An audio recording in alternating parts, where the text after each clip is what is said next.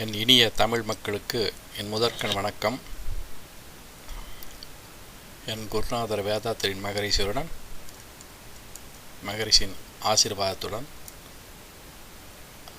இன்று திருமந்திர மாலையில் இரண்டொரு பாடல்களை எடுத்து பார்ப்போம். இன்றைக்கு சொல்லக்கூடிய பாடல் இந்த சுழுமுனை நாடியை பற்றி, அப்புறம் 7 சக்கரத்தை பற்றியும், அப்புறம் சகசிராரம் தலை உச்சந்தில் இருக்க சகசிராரம் பற்றி இந்த 2 பாடலும் பாடப்பட்டது. அதை பார்ப்போம் இன்னைக்கு.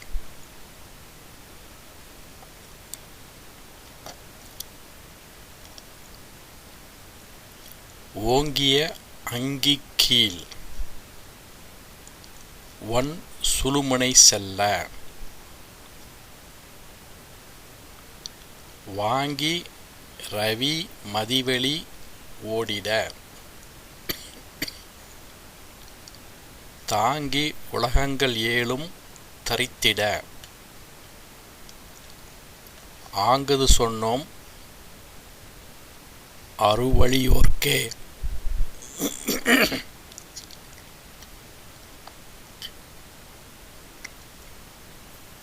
இந்த ஆன்மீக நாட்டத்தில் ஈடுபட்டு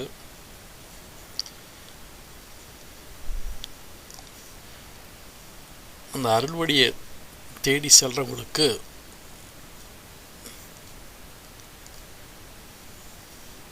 சொல்லப்பட்ட பாடல் இது. ஆங்குது சொன்னோம் அருள்வழி செல்வோர்க்கே. அப்படின்னா மற்றவங்களுக்கு சொல்லலையாங்கிறது அர்த்தம் இல்லை, எல்லாத்துக்கும் பொதுவாக சொல்லப்பட்டது. ஆனால் இந்த ஆன்மீக நாட்டத்தில் இருக்கவங்களுக்கு இந்த பாடல் பிடிக்கும் அப்படிங்கிறது நம்முடைய, ஏன்னா அதை புரிந்து கொள்ள சக்தியும் வேணும் இல்லையா? ஏன்னா சில அனுபவங்கள் ஏற்படும். நம்ம உடம்புல இருக்கிற நாடிகள், சக்கரம், இதை பற்றியெல்லாம் தெரிஞ்சவங்களுக்கு இந்த பாட்டு புரியும் அப்படிங்கிற அர்த்தத்தோடு தான் சொல்லப்பட்டது, வேற ஒன்றும் இல்லை. ஓங்கிய அங்கி கீழ் ஒன் சுழுமுனை செல்ல. இப்போ இந்த படத்துலேயே பேக்ரவுண்டில் இந்த படம் இருக்கு இல்லையா, அதை இந்த சுழுமுனை நாடி, அதாவது ஸ்பைனல் கார்டு, முதுகந்தண்டு வழியாக எப்படி சுழுமுனை நாடி போகுது, எங்கெங்கே சக்கரங்கள் இருக்குது அப்படிங்கிறத பற்றி அது இந்த பாடலுக்கு இந்த மாதிரி எடுத்து போட்டிருக்கேன், அந்த படத்தை போட்டிருக்கேன். அதே போல் சகசிராரம், அடுத்த பாடல் சகசிராரத்தை பற்றி. அதனால் அது எப்படி இருக்குது அப்படிங்கிறத பற்றி இன்னொரு படத்தையும் எடுத்து போட்டிருக்கேன்.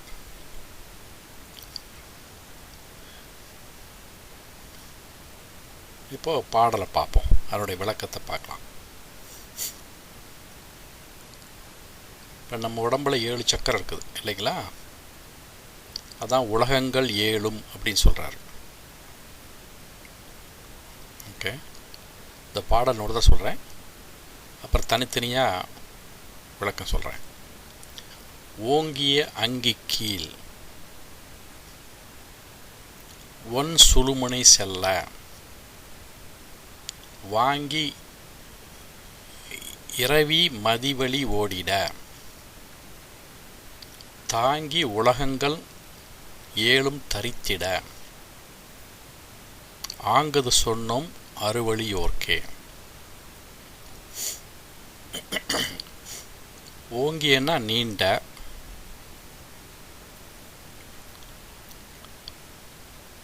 முதுகந்தண்டு. நீண்ட முதுகந்தண்டில் கீழ்ப்பகுதியில்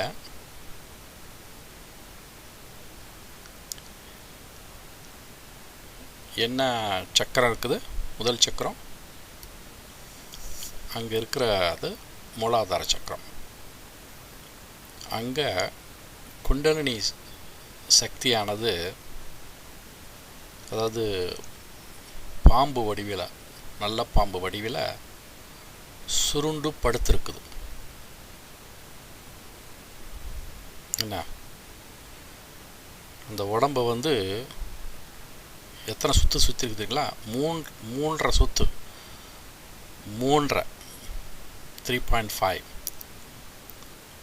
மூன்றும் அரையும் 3 சுற்று சுற்றி படுத்திருக்குது. இங்கே கோயிலுக்கு, சிவன் கோயிலுக்கு போகும்போதெல்லாம் சிவன் மேலே ஒரு சிவலிங்கத்துக்கு ஒரு கிரீடம்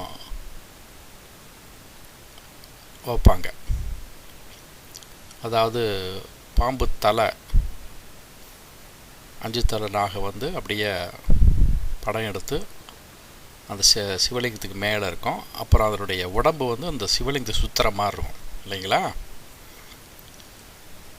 இப்போ அந்த படத்தையே நான் போட்டிருக்கேன், அதை பாருங்கள். ஏன்னா அந்த படத்தில் வந்து அந்த சிவலிங்கத்தை சுற்றி இருக்கு இல்லையா, அது நல்லா கவனிச்சிங்கன்னா 3 சுற்று இருக்கும்.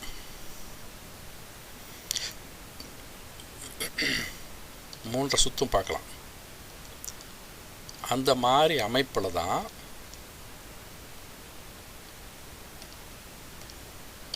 இந்த மூலாதார சக்கரத்தில் குண்டலினி சக்தி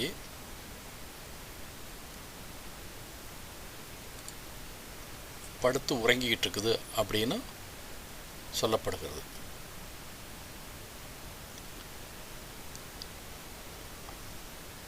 அது வந்து எங்கே இருக்குது?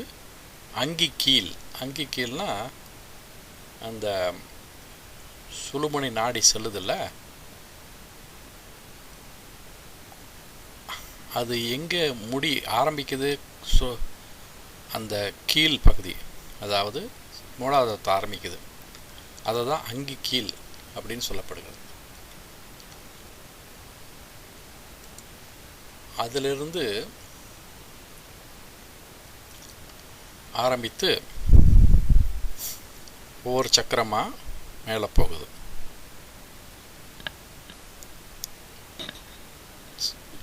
ரெண்டாவது சக்கரம் சுவாதிஷ்டானம், அப்புறம் முந்தி கமலம் அப்படிங்கிற சொல்கிறது மணிப்புரகம், இதய கமலம் சொல்கிறது அநாகத சக்கரம், தொண்டைக்கு வந்து தொண்டையில் இருக்கிறது விசித்தி சக்கரம், அப்புறம் நெத்தி புருவத்தில் ஆஞ்ஞா சக்கரம். இந்த நெத்தி புருவத்தை பற்றி தியானத்தை பற்றி நேற்று பார்த்தோம். இன்றைக்கி பேசக்கூடியது அதனுடைய தொடர்ச்சி தான். ஆக 6 சக்கரங்கள். ஸோ இந்த சுழுமுனை எங்கேருந்து ஆரம்பிக்குது? கீழே மூலாதாரத்திலேருந்து ஆரம்பித்து மேல் நோக்கி செல்லுது. அதுதான் முதவரி. ஓங்கி அங்கி கீழ் ஒன் சுழுமுனை செல்ல, வாங்கி இரவி மதிவெளி ஓடிட. இரவினா சூரியன், சூரியக்கலை. நம்ம உடம்புல வந்து சுழுமுனைக்கு பக்கத்தில் 2 பக்கமும் இடநாடியும் பிங்கள நாடியும் இருக்குது இல்லையா? இடநாடி வந்து குளிர்ச்சி பொருந்தியது, சந்திரக்கலைன்னு பேர். வலது பக்கம் இருக்கிறது வந்து பிங்கள நாடி, கொஞ்சம் சூடாக இருக்கிறது, அது வந்து சூரிய நாடின்னு பேர், சூரியக்கலை. இந்த முதுகந்தண்டு வழியாக சக்தி மேலே போகும்போது கீழ் சக்கரத்தில் இருக்கும் பொழுது ஒரு உணர்வு வரும். அதாவது பல பேர் என்கிட்ட சொல்லியிருக்காங்க, சில சமயத்தில் நானும் அனுபவிச்சிருக்கேன்.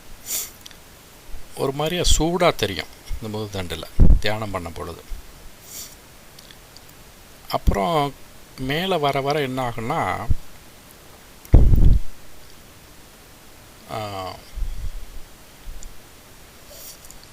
கொஞ்சம் குளிர்ச்சியாக மாறும். அது தலைக்கு உச்சந்தலைக்கு வரும்போதெல்லாம் நல்லா குளிர்ச்சியாக மாறிடும். அதாவது ஒரு நீர்வீழ்ச்சி தண்ணி குளித்தோம்னா எப்படி இருக்கும், அந்த மாதிரி குளிக்கும்போது எப்படி இருக்கும், அந்த மாதிரி ஒரு குளிர்ச்சியாக இருக்கும். அதுதான் சந்திரக்கலை. அதுதான் இந்த பாட்டை சொல்லப்படுகிறது.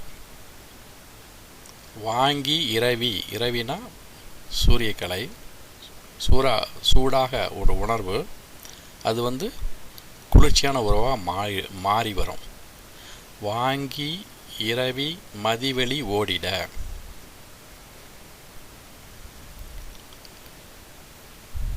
அந்த படத்தை கவனிச்சிங்கன்னா அந்த கலரை பாருங்கள், அந்த நிறத்தை பார்த்தீங்கன்னா எப்படி இருக்குதுன்னா, கீழே இருந்து மேல் நோக்கி ஒவ்வொரு சக்கரம் அந்த நிறத்தை பார்த்துட்டு வாங்க. அது இந்த வானவில்லுடைய 7 கலர் இருக்குல்ல, அது எல்லாமே இருக்கிற மாதிரி இருக்கும்.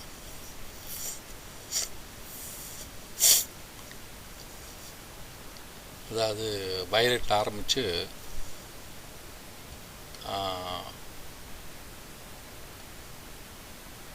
சிவப்பு கலர் போய் முடியுது.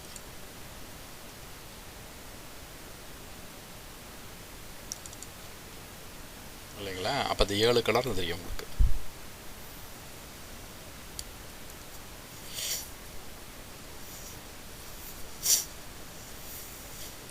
வயலட் கலர் சக தலை உச்சந்தலையில் இருக்குது.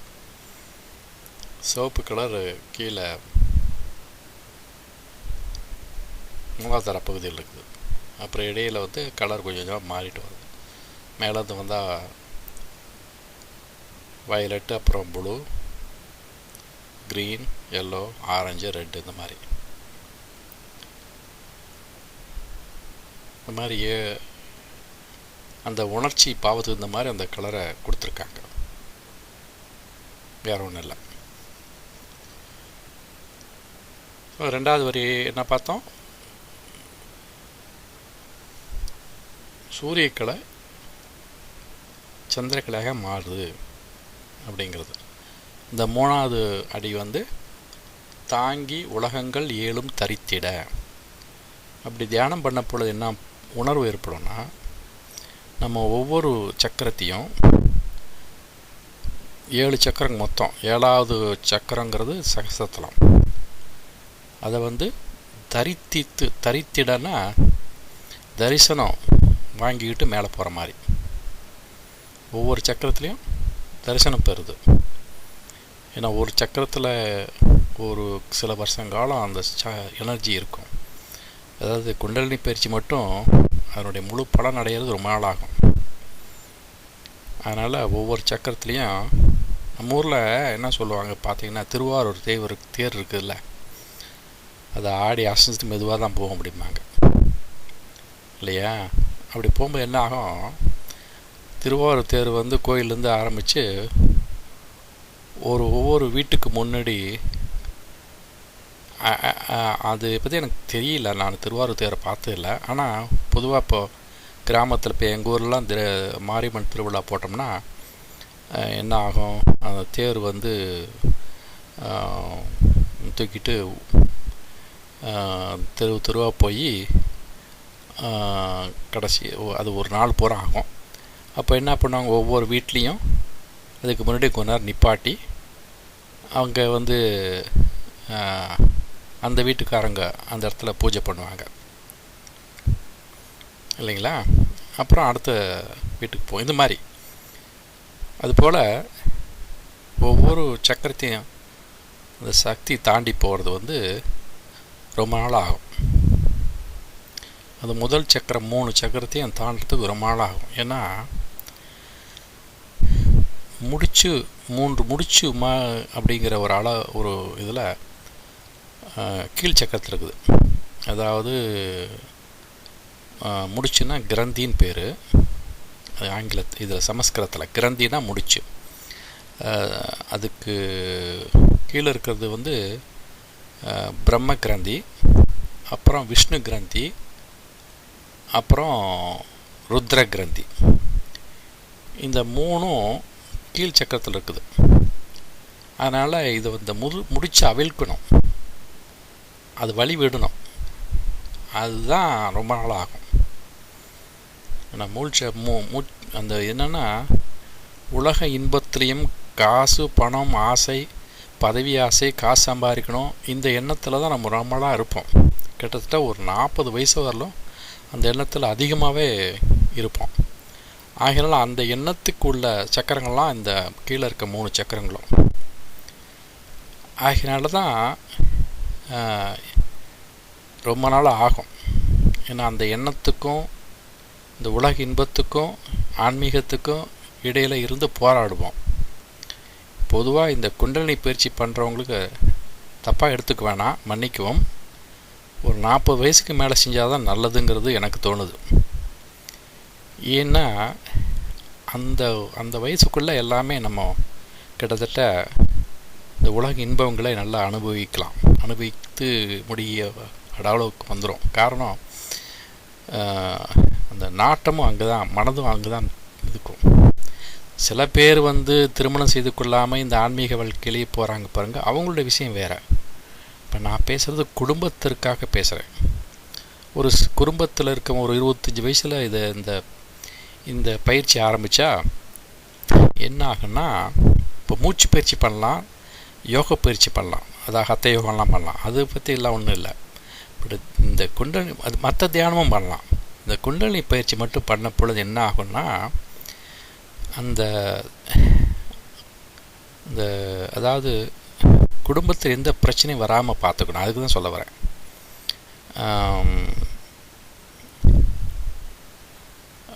ஒரு வகையில் பார்த்தா சிறு வயசில் ஆரம்பிக்கிறது நல்லதுன்னு தோணுது. ஏன்னா நரம்பு மண்டலம் எல்லாமே நல்லா ஒழுங்காக இருக்கும், கொஞ்சம் உடம்பு நல்லா ஆரோக்கியமாக இருக்கும்.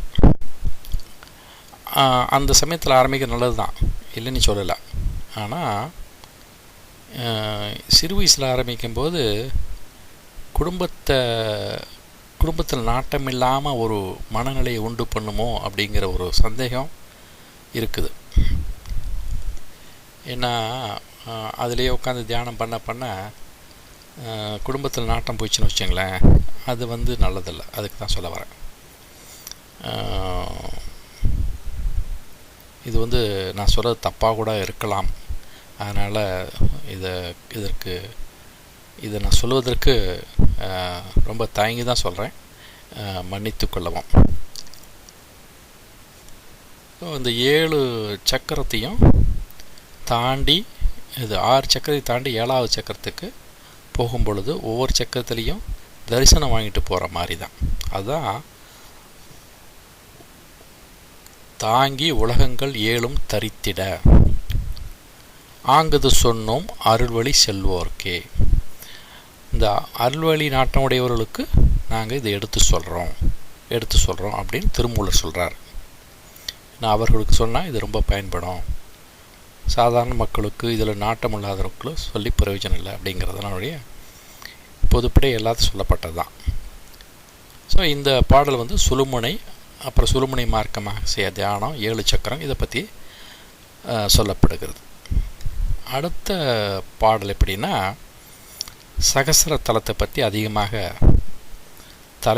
தலையில் உள்ள நரம்பு மண்டலம், நாடி, இதை பற்றி சொல்லக்கூடிய பாடல். அதை பார்க்கலாம். சகசர தலம்னா என்னென்னா, இந்த படத்தை பார்த்தீங்கன்னா தெரியும், 1000 இதழ்கள் கொண்ட ஒரு தாமரை மலரை அப்படியே கவித்து வச்ச மாதிரி இருக்கும். கவித்து வச்ச மாதிரி இருக்கும். அதான் அந்த படத்தில் நல்லா பார்க்கலாம். அதாவது அதனுடைய அறிகுறி என்னென்னா, நாடிகள் உடம்பு பூரா 72,000 நாடிகள் இருக்கிறதாக நம்ம முன்னாடி பார்த்தோம் இல்லையா. ஆனால் தலைப்பகுதியில் மட்டும் 1000க்கு மேலே இருக்கிறதாக இந்த பாட்டில் சொல்லப்படுகிறது. பொதுவாக 1000ங்கிறது 1000 நாடிகள் குறிக்கக்கூடியது. 1000 இதழ்கள் கொண்ட தாமரை மலர் அதுக்கு மேலேயே இருக்கிறதாக இந்த பாடல் சொல்லப்படுகிறது. அந்த பாடலை பார்க்கலாம். அந்த பாடல் எப்படி ஆரம்பிக்குதுன்னா, ஆரதுவாகும்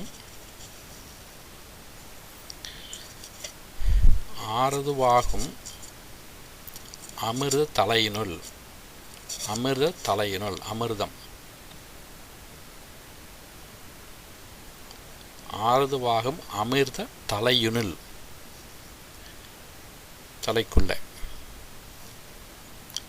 ஆரது 1305 ஆரதுவாகும்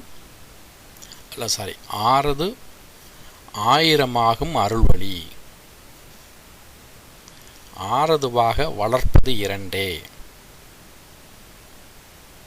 இந்த பாட்டு என்ன சொல்லப்படுதுன்னா, இந்த முதல் வரியும் கடைசி வரியும் இப்போ பார்ப்போம். அப்புறம் இடையில் இருக்க 2 வரியை நான் பார்க்குறேன். ஏன்னா இந்த முதல் வரிக்கும் கடைசி வரிக்கும் ஒரு தொடர்பு இருக்குது, அதுக்கு தான் சொல்ல வரேன். ஆரதுவாகும் அமிர்த தலையினுள், ஆரதுவாக வளர்ப்பது இரண்டே. ஓகே, ஆரதுவாக அப்படிங்கிறது இந்த இடத்துல இந்த முதல் வரியில் சொல்லப்படுகிறது, கடைசி வரியில் சொல்லப்படுகிறதும் ஒரு பேரின்ப உணர்ச்சியை உண்டு பண்ணக்கூடியது. ஓகே, அந்த பேரின்ப உணர்ச்சியை வளர்ப்பது இரண்டே. இந்த கடைசி வரியை பாருங்க, பேரின்ப உணர்ச்சியை வளர்ப்பது இரண்டே. இந்த இரண்டுன்னா என்னன்னா, சிவனும் சக்தியும். சகசிராரே பத்மே சகரகசி பத்யா விகரசே. மூலாதாரத்தில் இருக்க சக்தி தன் பதியாகிய சிவன் சகசரத்தலத்தில் இருக்கிறார். அந்த மூலாதாரத்தில் இருக்க சக்தி சுழுமுனை மார்க்கமாக மேல் சென்று சகசரத்தலத்தில் நாத வடிவில் இருக்கும் தன் பதியுடன் கூடி மகிழ்கிறாள். அப்படி மகிழ்கிறப்போ அந்த கூடும் பொழுது ஏற்படும் அந்த இன்ப உணர்ச்சி, அதற்கு பேர் அமிர்த பிரவாகம். அதுதான் ஆரதுவாகும் அமிர்த தலையினுள். தலைக்குள்ள அந்த 10வது வாசல் சொல்கிறமே, தலை உச்சந்தலையில், அதற்குள்ள ஒரு நதி ஆறில் எப்படி தண்ணி போகுதோ, ஓகே, ஆற்று மூலமாக தண்ணி போகுதில்ல, அதுபோல் இந்த தலை உச்சந்தலை வழியாக அந்த அமிர்த தாரகை, அமிர்த பிரவாகம் உள்ளே இறங்கி உடம்பு பூரா நினைக்கும். பல உடம்பு இருக்க நாடிகள்லாம் நினைக்கும். அப்படி நினச்சி போகும்போது முன்னாடி தலையில் இருக்கிற நாடிகளை தான் நினைக்கும். அப்படி தலையில் எத்தனை நாடி இருக்குன்னா, இந்த பாட்டில் சொல்லப்படுகிறது 1305 நாடிகள். ஓகே, அதான் 2வது வரி. 6305 1305 அப்படிங்கிற 1305 நாடிகள். அதை முன்னாடி நினச்சிட்டு தான் அப்புறம் கீழ்ப்பகுதியில் இருக்கிற நாடிகளை நினைக்கும். அதாவது அந்த குளிர்ச்சி பொருந்திய, அதாவது இரவி மதிவழி ஓடிட பாடல் பார்த்தோம்ல, அதான் அந்த மாதிரி. அதுதான் பேரானந்தமான ஒரு உணர்ச்சி, அப்படியே உடம்பு சிலிர்க்கும். அந்த இதுதான் இதில் சொல்லப்படுகிறது. அமிர்த பிரவாகம் தலை உச்சந்தலை வழியாக செல்லுகிறது அப்படிங்கிறது தான். அப்புறம் 3வது வரி உங்களுக்கு சுலபமாக புரியும். 1000 அருள்வழி. அந்த 1000 இதழ்கள் கொண்ட தாமரை சொல்லல, அதுதான் அருள்வழி. அருளை அடையக்கூடிய இந்த சகசரத்தலம். ஸோ இந்த பாட்டில் என்னென்னா, முழுக்க சகசரத்தல மெடித்தை தியானத்தை பற்றி சொல்லப்படுகிறது. இந்த அமிர்த பிரவாகம், அமிர்தம் எங்கேருந்து வருது? இந்த 2 கிளான்ஸ் சொன்னேன்ல, இந்த சுரப்பி, அதாவது பைனியல் கிளான்ஸ், பிச்சுட்ரி கிளான்ஸ், இதனால் இதிலிருந்து உண்டாகக்கூடிய அந்த திரவம், அந்த ஹார்மோன்ஸ், அதிலிருந்து வரக்கூடிய ஒரு ஏன்னோ உணர்வு தான் அமிர்த பிரவாகம். ஓகே, அதுதான் அமிர்த சுரப்பி அப்படிம்பாங்க. அந்த 2 கிளாண்டுக்கும் பேரும் வச்சிங்களா. இந்த மாதிரி ரொம்ப சூட்சமான கருத்தை இதில் வச்சுருக்காரு. ஆக நேற்று பார்த்த பாடல், இன்றைக்கி பார்த்த பாடல் பார்த்திங்கன்னா அந்த தியானங்கிறது திரும்ப திரும்ப குண்டலினி தியானத்தை பற்றி தான் பேசுது அப்படிங்கிறது தான். ஆக இன்றைக்கி 2 சக்கரத்தை பார்த்தோம். இந்த மாதிரி நிலையை அடையும் பொழுது தான் என்ன அர்த்தம், அந்த இந்த சக்தியானது விந்து வடிவில் ஒளிமயமாக, ஒளி வடிவில், அதாவது லைட் ஃபார்ம் ஒளிமயமாக மூலாதாரத்தில் இருக்குது. நாத வடிவில் சிவன் சகசரத்தலத்தில் இருக்கார். இந்த 2 பேரும் எங்கே சேர்றாங்க? ஒவ்வொரு சக்கரத்தில் சேர்ந்தால் கூட அந்த பேரானந்தங்கிற ஒரு முடிவான அந்த ஆனந்தம் அந்த தலை உச்சந்தலையில் சேரும்பொழுது தான் ஏற்படும். அதை தான் விந்துவும் நாதமும் மேருவில், மேருங்கிறது சகசத்தலம், மேருவில் ஓங்கிடில், மேருவில் ஓங்கிடில் என்ன அப்படி அங்கே அந்த அமிர்த பிரவாகம் அங்கே செல்லும் பொழுது சந்தியில்லாத சமாதி கூடிடும். என்ன ஒரு சமாதி நிலைக்கு எடுத்து சொல்லும். இந்த மாதிரி உணர்வுகள் தியானம் பண்ணப்போது நம்ம சமாதிக்கு போவோம். அதே சமயத்தில் நல்லா பேரானதை அனுபவிக்கவும் முடியும். அதான் அந்தமில்லாத அறிவின் அரும்பொருள். அந்தம்ங்கிறது முடிவு, முடிவில்லாத அறிவின் அரும்பொருள். அதாவது இறுதியில் சொல்லப்படுகிற ஞான சுரூபம் சிவம்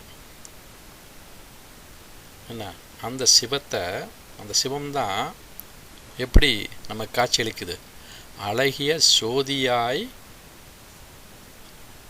நமக்கு காட்சி கொடுக்குது, ஜோதி வடிவமாக காட்சி கொடுக்குது. அதுதான் கடைசி வரி.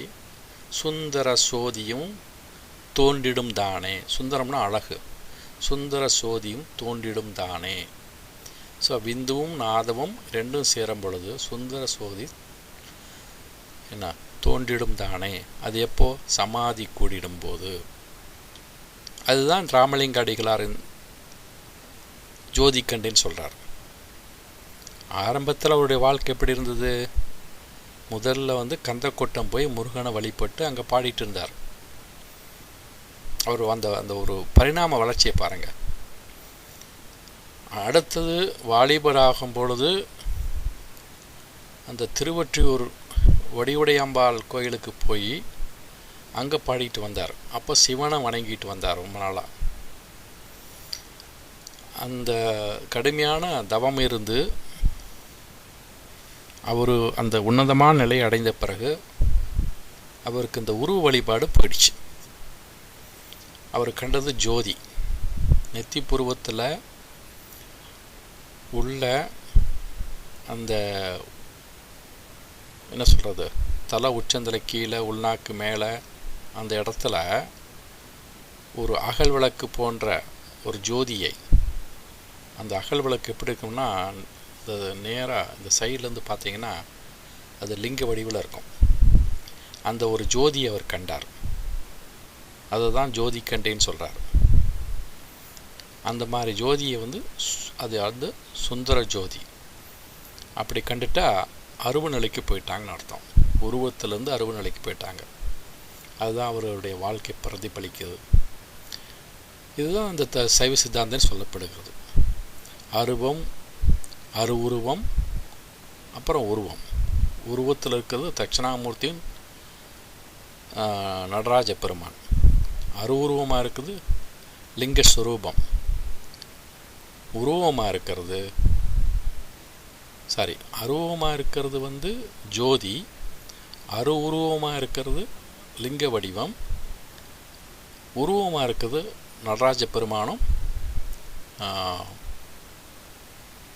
தட்சிணாமூர்த்தியும். ஸோ சிவன் இந்த 3 நிலைகளையும் நமக்கு காட்சி கொடுக்குறார். அதனால் பாமர மக்கள் வணங்குவது உருவ வழிபாடு, அப்புறம் அருவுருவ வழிபாடு. இந்த ஆன்மீக நாட்டத்தில் முதிர்ச்சி பெற்றவர்கள் அவர்கள் கண்டு கொள்ளக்கூடியது அருவ வழிபாடு தான். படிப்படியாக மேலே போகணும். அது ஒரு பிறவியில் முடியுமா? முடியாது. நாட்டம் உள்ளவர்களுக்கு ஒரு பிறவியில் முடியும், நாட்டம் இல்லாதவர்களுக்கு மறுபிறவி ஆகும். அதனால் தான் பல பிறவி எடுத்து கடைசியில் அந்த என்ன சொல்கிறது, வேதம் துதித்திட போயிடந்தார் விண்ணே. முதல் பாடல் என்ன? விண்ணின்று இழிந்து வினைக்கிடாய் மைக்கொண்டு தன்னின்று தாளை தலைக்காவல் முன்வைத்து உன்னின்றி உருக்கி ஓர் ஒப்பில்லா ஆனந்த கண்ணின்று காட்டி களிம்பெருத்தானே. அதில் ஆரம்பித்து படிப்படியாக பல பிறவிகளில் இந்த மாதிரி தியானம் செய்து ஒரு கடைசி பிறவியில் வாழ்நாள் பூரா அதற்காக அர்ப்பணித்து இந்த உன்னதமான நிலையை, இந்த அருவ வழிபாடு நிலையை அடையக்கூடிய வாய்ப்பு, அப்படி வாய்ப்பு அடைந்தவர்கள் போயடைந்தார் விண்ணே என்ற ஒரு அந்த